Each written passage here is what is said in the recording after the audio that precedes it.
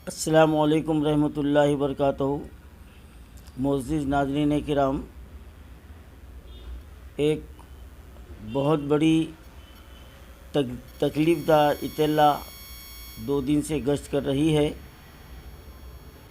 कि हमारे शहर हैदराबाद और गोशा महल का मलून ज़माना राजा सिंह को बीजेपी ने उसकी मुअत्तली को बर्खास्त करते हुए उसको बीजेपी का टिकट दे दिया है। तो यहाँ एक बात वाज़ेह हो जाती है कि राजा सिंह को मुअत्तल करना बीजेपी का एक ड्रामा था, और ये भी बात सामने आई है कि बीजेपी के जो ख़दावर लीडरान हैं, ये राजा सिंह असल में उन पर भारी पड़ रहा था। तो चुनाचे एक मौके का फ़ायदा उठाते हुए बीजेपी ने इसको सज़ा देने के लिए इसको मुअत्तल किया, और फिर जब वक्त आ गया तो फिर उसको टिकट दे दिया गया। तो यानी बीजेपी का हकीकी चेहरा तो सारे आलम के सामने पहले से है, लेकिन तेलंगाना में और हैदराबाद में और ये वाज़ेह हो गया है कि ये बिल्कुलिया तौर पर मुस्लिम दुश्मन जो है ना, और माइनॉरिटी दुश्मन, ये सिर्फ मुस्लिम दुश्मन नहीं है, ये ईसाइयों की भी दुश्मन है, और ये सिख बिरादरी की भी दुश्मन है, और जैन बिरादरी की भी ये दुश्मन है। क्योंकि इसके एजेंडे में सिर्फ एक ही धर्म है, वो सनातन धर्म, और एक ही ज़ात है जो सबसे ऊंची ज़ात। माँ बाकी जितने भी हमारे हिंदुस्तान के, हमारे भारत के जितने भी मज़ाहिब हैं और जितने भी कम्युनिटी हैं, और जो निचली ज़ात का जो तबक़ा है, उस तबक़े की तो ये सबसे बड़ी दुश्मन है ये। तो यहाँ ये बात साफ ज़ाहिर हो गई है। अब शहर हैदराबाद और तेलंगाना के लिए यहाँ पर एक सवालिया निशान पैदा हो गया कि अगर बीजेपी अपनी चाल चल सकती है, तो यहाँ हमको ये देखना है कि बीआरएस, जो अभी चंद दिन पहले हमारे केसीआर साहब ने कहा कि केसीआर जब तक ज़िंदा है तेलंगाना सेकुलर रहेगा,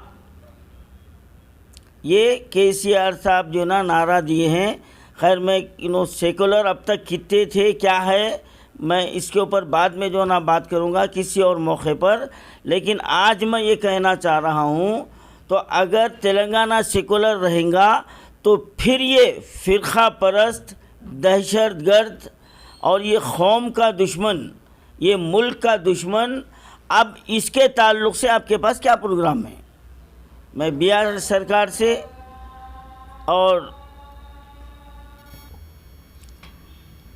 केसीआर साहब ने जो दावा किया है कि मेरी ज़िंदगी तक तेलंगाना सेकुलर रहेगा, तो अब यहाँ केसीआर साहब का एक इम्तिहान है, एक चैलेंज है, इम्तिहान नहीं चैलेंज है को एक जो है ना दहशतगर्द, एक कौम दुश्मन और हमारे स्टेट में मनाफिरत फैलाने वाला शख्स को जब बीजेपी मंजर आम पर लाली है, तो आप इसके लिए क्या क़दम उठाते हैं?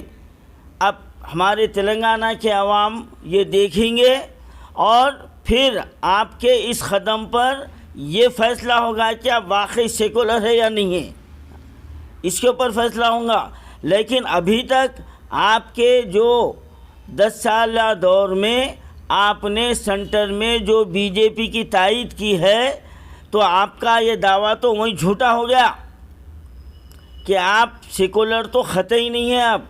क्योंकि मुसलमानों के ख़िलाफ़ जो बिल वहाँ पर पार्लियामेंट में पास हुआ, आप वहाँ पर तायद किए, या नहीं तो जो ना पार्लियामेंट से निकल गए आपके मेंबरान, यानी दरे पर्दा तायद करते रहे।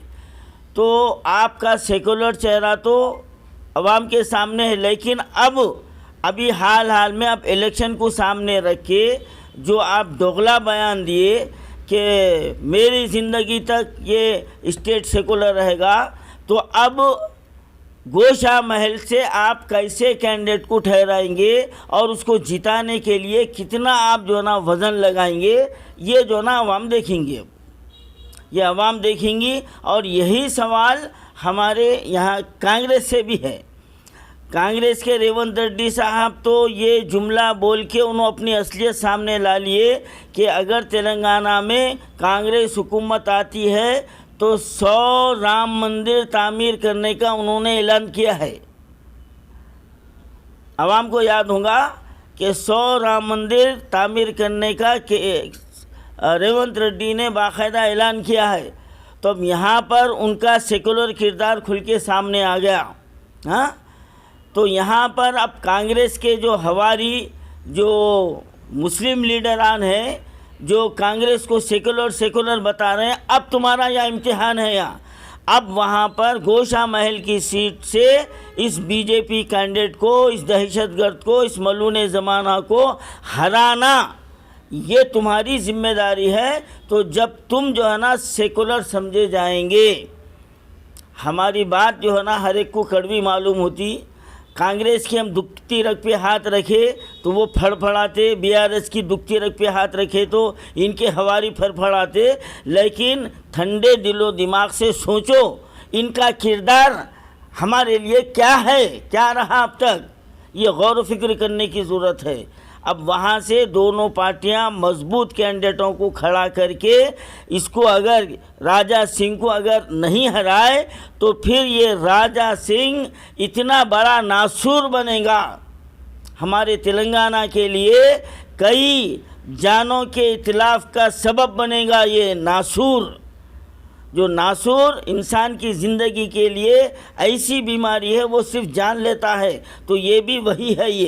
ये सिर्फ जो है ना मुसलमानों को, ईसाइयों को और दलितों को टारगेट करते हुए इन्हें अपना ख़त बढ़ाने की कोशिश कर रहा है।